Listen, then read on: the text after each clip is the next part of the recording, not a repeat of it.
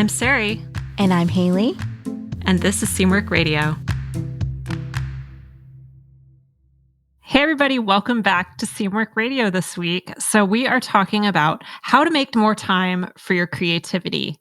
And we're going to cover today figuring out how much time you really want to spend on your creativity, determining which activities bring you joy and which don't, and how to make sewing feel more like playtime and a little less like work. So I'm really excited to talk about this today because it's something that comes up a lot for our members. We hear it a lot. So I just wanted to start with our icebreaker for makers today and ask you, Haley, what's your favorite time of day to sew? Yes, I definitely have a favorite time of day to sew. It used to be the morning because I'm a morning person and I always feel like I'm most productive before noon. But now I have a daughter, and so my most favorite time to sew is when she's in bed because I know like I'm not going to be interrupted or like have like a diaper to go attend to or like big feelings to help her work through. So from like 7 p.m. on is my kind of me time. And sometimes I choose to sew at that me time and sometimes I don't. What about you? Do you have a favorite time of day? I do, and it's kind of surprising. I think my favorite time of day to sew is the afternoon, actually. And there's very little that I actually enjoy doing in the afternoon more than at other times of day because I always get really, really sleepy after lunch. I'm a morning person too. When I do anything that is very mentally taxing, like writing or any sort of creative brainstorming or anything that really takes a lot out of me, I always have to do that in the morning because I feel like I'm kind of shot after lunch. So it's kind of surprising, but sewing is one thing that I do really enjoy doing in the afternoon. I think because it gives my brain a little bit of a break from that mode of thinking all the time and doing with my hands. And I think that really helps to energize me because it gets my brain going in a totally different way. So it's something that I actually really like doing in the afternoon instead of when I'm maybe at my mental peak. Oh, that's interesting. I actually have to sew this afternoon. I have to sew a photo sample for upcoming photo shoot. So I'm going to think about how I feel when I'm sewing this afternoon and report back. Yeah. I just want to go to sleep in the afternoon. That's just how my circadian rhythm is. But I don't know, maybe because sewing is relaxing to me, it's definitely a good afternoon activity for me, or other creative activities too, I think. Drawing, things like that. Yeah, I remember that about you, that like when we were in the office, how you always have to like take a walk after lunch because you're ready to fall asleep. Yeah, I still do that. We take a walk after lunch almost every day, and I have to wake myself up again. Totally. But we hear a lot about this from other makers, and we hear a lot about this from members of the community. People feel like one of their main challenges around sewing is that they just don't feel like they have enough time for their sewing or for other creative hobbies. And I think that's a real problem for a lot of people, especially if they're hobbies that you really want to do and you feel really invested in, but feel like you just don't have time with all of the competing demands in your life. And I think if you see sewing with this kind of efficiency mindset that we talked about in another episode, it can start to really stress you out. If you feel like you're doing maybe not enough or you don't have enough time for it, it can be kind of stressful. So today we wanted to talk about how you can make more time for sewing and make it more of a priority in your life if you want to do that. Haley, how much time do you actually spend sewing, would you say? It's definitely variable depending on like the season of my life that I'm in. But I would say right now I'm averaging like personal sewing time, non-work sewing, probably about 5 hours a week. That's pretty good. On a slower week, maybe like 3. Yeah. Yeah. I talked about this in a previous episode, but I haven't been sewing very much lately just because of all the life stuff going on right now with moving and everything. So it's been quite a while. I would say Again, I am not a super prolific sewer. I'm more of a quality over quantity person. I don't want to say that because I don't think you have to sacrifice quality for if you want to make a lot of like quick and easy projects either, but I definitely am more of a slow sewer. So I would say I would consider it more on a monthly basis, like maybe 10 to 20 hours a month because it's inconsistent. Mhm. So I will spend full days or full weekends sewing. And once I get into a project, I really get into it and I spend a lot of time on it in one go. Not because I'm in a rush to finish, but it's just I like having large blocks of time to sew. So that's kind of how I would do it normally. But again, lately that hasn't been happening. And I think that's okay. It's okay to take a break when you need to take a break too and not let that stress you out. Yeah. We're lucky because we have a weekly sewing hour at our office. It's virtual because all of us are working from home. So on Wednesday afternoons, it's kind of like a flexible thing, like pop in if you want to, but I'm the host of it every week. And so I'm like beholden to this like hour and a half of sewing every Wednesday afternoon. And so I always use that as my time to like, I get that amount of sewing time in every single week, but I always use that as my cutting time because as I've talked about before, I hate cutting. So it like really helps me get over that obstacle and get it done with. And it's fun because I'm like chit chatting and stuff. This week I was working on alteration. So I had like a bunch of seam ripping that I did when we were hanging out yesterday on Zoom. So it's nice to have that hour and a half. Oh, seam ripping. I know. I just am working on some alterations and I was feeling really lazy. I didn't want to like get out my project. And I'm like, you know what? This is like kind of the perfect seam ripping moment right now. I'm just going to sit here and unpick this stuff. The light was really good. So I just had at it. Well, I'm like giving some of my tips away already. So I think I'm going to like jump in to the tips portion of the episode. So, we have 5 tips to share with you today for making more time for your sewing and your creative hobbies. Tip number 1 is to keep a diary of how you spend your time. Sari said something to me, I think it was last week, and it kind of stuck in my mind. I've been thinking about it a lot lately is most people aren't as busy as they think they are.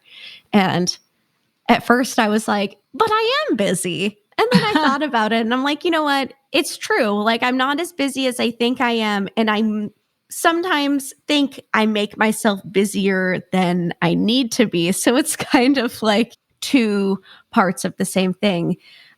Keeping a diary of how you spend your time is like a really good way to identify like those parts of your day, not to like indoctrinate you into the cult of um, productivity, which is something we talked about earlier. Keeping a diary of how you spend your time can be really helpful to identify those parts of your day that maybe you're not getting a whole lot out of. And that doesn't mean in terms of productivity, it means, is this a part of my day that's useful to me? Makes me feel good? If it's not ticking like any of your boxes, sitting on TikTok and scrolling, then maybe like consider replacing that moment in your day with something that's going to make you feel better when you're done with it. In the last episode, we talked about the cult of efficiency and that book by Celeste Headley called Do Nothing. And she also recommends keeping a diary of how you spend your time. And she also mentioned that a lot of people are really not as busy as they think they are. And that's something that has really struck me because I always feel busy. But when I really think about how I spend my time, I do have time. I do have some time to do the things that I enjoy doing. It's just a matter of how I choose to spend that time and then my mindset around how I'm spending my time. So I think it's interesting to think about. Yeah, definitely. For me, after I put Charlie down at the end of the day, like when I walk out of her room, I always like ask myself, what's going to make me feel good right now? And sometimes the answer is rest, and sometimes it's sewing, and sometimes it's I'm going to feel really good if I clean the kitchen because it's going to stress me out in the morning if I don't. I think focusing on that outcome and feeling rather than like, what feels good in that short term. which leads us to tip number 2, which is evaluate the activities that you do to numb out and don't feel so good. So I keep on mentioning TikTok because I think it's like such a fascinating social media platform. And it's really, I think, built around this idea of like instant gratification. And it's like this very mind numbing thing. I'm not like discounting it as a platform altogether. But every time I go on there, I'm like, oh my God, I feel like so zombie afterwards. And so, like, evaluating those things that make you feel good. I feel good after I sew. I don't feel good after I scroll mindlessly for 45 minutes straight. Yeah. This is one reason I pretty much quit Instagram. I'm not active on Instagram anymore, and it's hard because it's harder to keep up with people when you're not on the platforms that everybody else is on, or you don't spend time on them, even if you just cut down on them. But I just found it was such a time suck for me, and I didn't really get a Mhm. lot of joy out of it, and I wasn't feeling connected to people through it. It was more of like a substitute for real connection for me. So, I just made a decision for my life. I want to have real connections with people and meet people in real life, well, when that's possible, and have real conversations with people and not just get the quick update through their social media channels. So that's just me. That's my own thing. I'm not preaching that to anybody else. Everybody has to make their own decisions about how they want to spend their time on social media. But for me, that was one thing that I Mhm. did not get joy out of, and that's something I could trade for more creative time or more time outside, or the things that do bring me joy.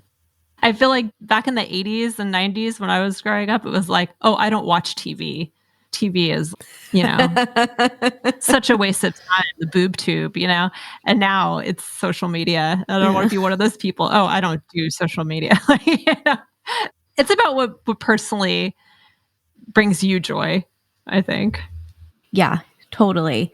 I definitely have been making a conscious effort to cut out my social media time once Charlie goes down for bed because that's my me time. That's like the time that I like to use for rest and creativity and just kind of like a good reset button for me. And at the end of the day, scrolling does not feel like a good reset for me. So I just have made it kind of like a personal goal to not engage in that after a certain hour of the day. It helps me make choices that feel better for me and bring me more joy in my life and my day. So that leads again into our next tip, which is schedule your creative time, which is your free playtime. I think when I first had Charlie, it was really hard for me to find time for myself and time to sew and connect with my creativity. That changed a lot when she like actually started sleeping on like a regular schedule. People who have or have had young children in their life can probably identify with that. That's kind of the first 6 months to a year is kind of crazy. But once she was on a regular schedule, it was really great for me to always know that I had this like 3 hour chunk of time every night that was for me. And yes, I always have practical things that I need to do, but having that time reserved for myself, and it's kind of like this flexible time. I don't force myself to sew every single night, but I try to make an effort to intentionally ask myself, what am I going to do? What do I need to do? And what do I want to do that makes me feel good? Yeah, one of the things that really stuck with me that I heard was this interview with the actor Ellen Burstyn on the podcast Death, Sex, and Money. And it was a great episode. We'll link it in the show notes because I think it was so interesting. It's very heavy, so I will warn you, it's got some heavy stuff in it. But she talked about how she has something that she calls shouldless days, where there's nothing that she quote unquote should do. So I pulled a quote from the episode and she says, I have what I call shouldless days. Today is a day where there's nothing I should do. So I only do what I want to do. And if it's a nap in the afternoon or watch TV and eat ice cream, I get to do it. And she explains that the reason that she came up with this idea of having shouldless days is that it helps her to defeat this wiring in her brain that tells her that she's being lazy and that she should be doing something that's more important. And so having the structure around it, today is a shouldless day. I don't have to do those things that my brain is telling me that I have to do. Mhm. Helps her to overcome that natural inclination. And I just love that idea of having shouldless days. Or maybe for you, it's like a shouldless afternoon or a shouldless hour, whatever, can actually work into your lifestyle. But this concept of having at least one day a week where or maybe it's less than that, that you don't have to do anything and that you can tell yourself, I don't have to do that. Whatever my brain is telling me, I don't have to do that right now. This is my time. I just love that idea. I think that is a concept that I don't know that I've really fully implemented that concept, but I would love to. I think that makes a lot of sense. I do that to a degree with my weekends.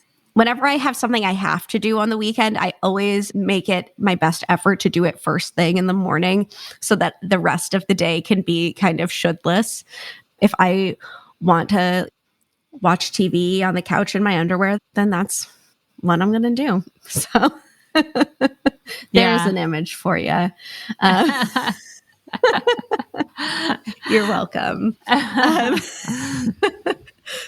okay, so tip number 4 is eliminate the blocks that keep you from doing your creative practice, the thing that you want to do.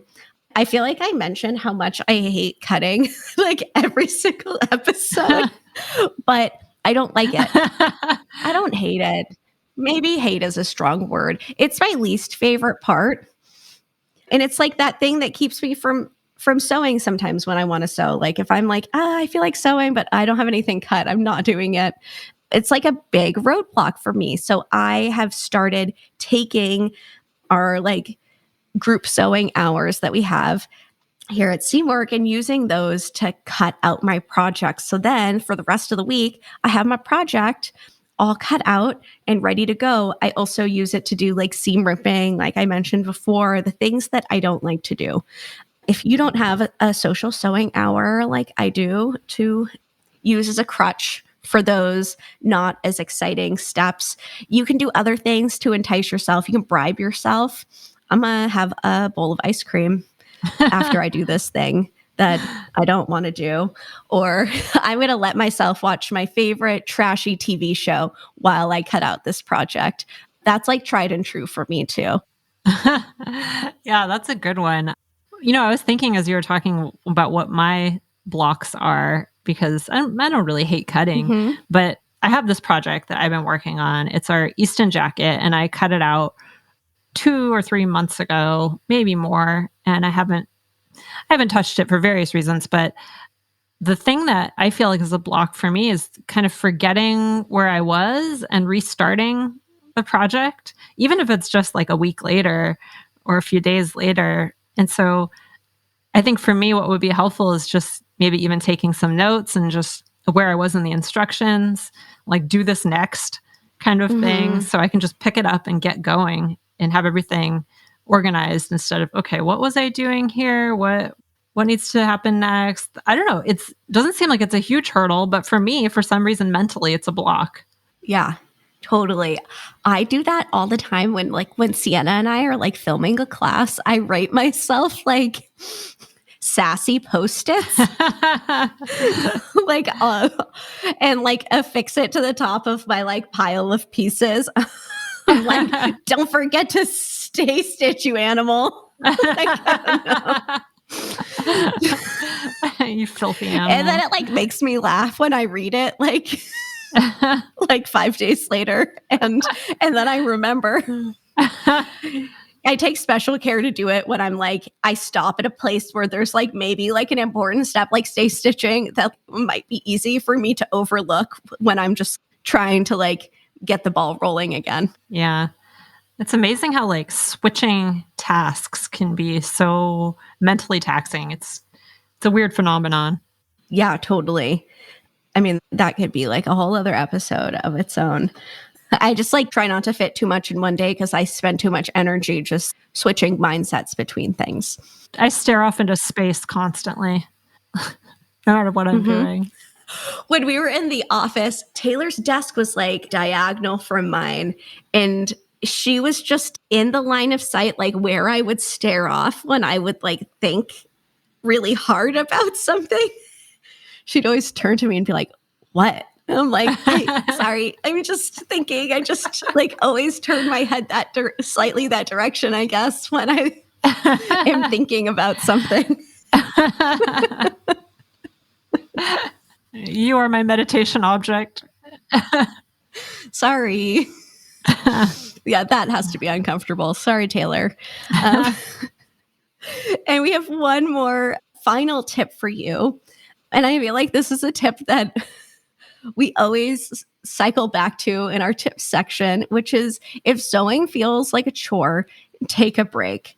I feel like we sell sewing patterns and sewing memberships. So if it's maybe like seems counterintuitive to hear it from us that you should take a break from sewing. But ultimately, we want you to enjoy your sewing.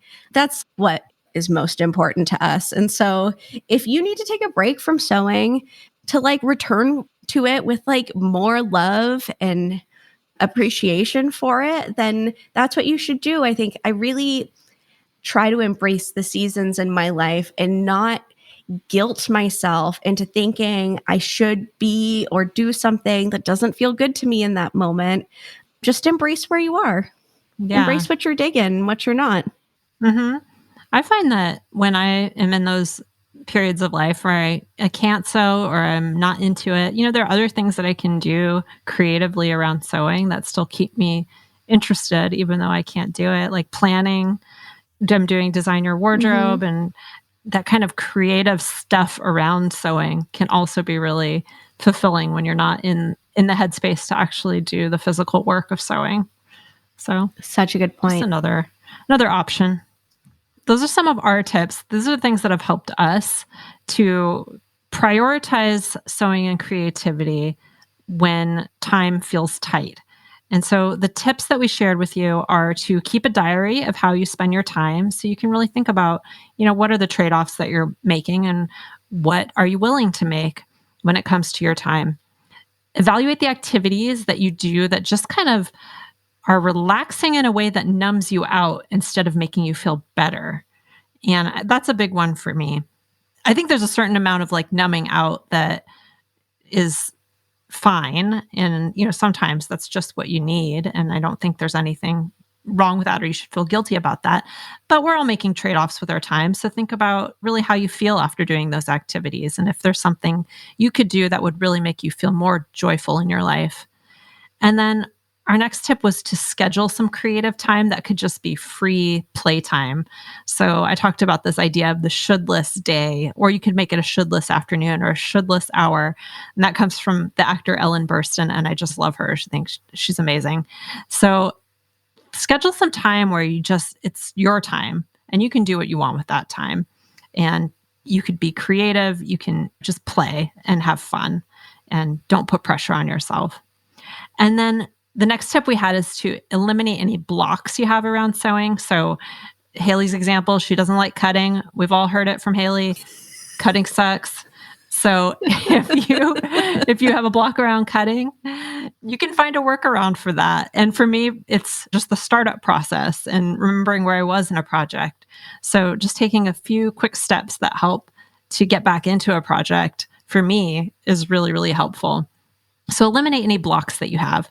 And then the last one, if sewing does feel like a chore, just take a break and that's fine. It's okay to have different periods of your life where things come in and out of focus for you and just embrace that. And you don't have to feel guilty about it. So those are our favorite tips for prioritizing sewing in your life and making more time for it.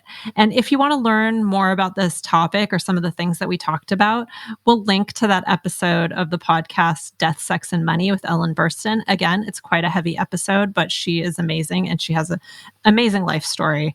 It does deal with some heavy subjects like domestic violence, though. So just a warning there. And then we have a article in the magazine called Tips to Help You Balance Your Sewing Time. So you can check that out. You can look for that on our website at seamwork.com. And we also have some podcasts that you might want to listen to, some episodes of our podcast. We have one called How to Prioritize Your Projects that you might want to listen to. And then We mentioned this one in the last episode too. We have one called What to Do When Your Hobby Feels Like a Chore. And that might also be helpful to you if you are in this situation right now. So I think that making time for your creativity is something probably all of us struggle with, Mhm. some more than others. And during different periods of your life, you may struggle with it more than in other periods of your life. And I think the key is really not to beat yourself up, not to feel guilty about that, not to put pressure on yourself, but really think about how you can structure your day and your week and your month, your life around the things that bring you true joy and that bring more energy and vitality into your life.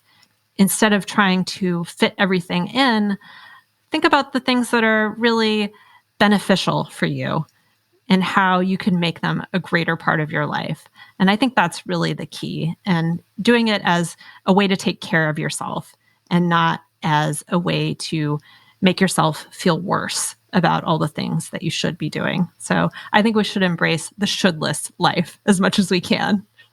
Yes, I agree. All right. Well, if you love this episode, or maybe you just like this episode, let us know. You can leave us a review on Apple Podcasts or the podcast platform of your choice. We would love to hear from you. You can let us know what you think about the show, what you think about this episode, and also if you have ideas for future episodes or topics that you'd like us to talk about. We would love to hear that. And maybe we'll even read your comment on air if we cover it. So let us know. We would absolutely, absolutely love to hear from you. So thank you, everybody, and have a great week. We'll see you next week. Bye. Seamwork Radio is brought to you by the team at Seamwork. Seamwork's an online community that supports you in creating a wardrobe that feels right for you. When you join us at Seamwork, you become part of our private community of makers, and you also get access to monthly sew-along classes, a library of over 200 sewing patterns, and tons of great resources to help guide you through the sewing adventure that you choose. Podcast listeners can get half off a Seamwork Unlimited membership, which means you can download as many of those 200 plus patterns as you want at any time, and our community will be there to guide and support you. If you'd like to join us for half off, just visit seamwork.com/go/podcast50. You can also find us on Instagram at Seamwork, or visit our YouTube channel, which is called Seamwork Video. We love hearing from you, so let us know if there's a topic or a personal story that you'd like us to cover. Thanks for listening to Seamwork Radio.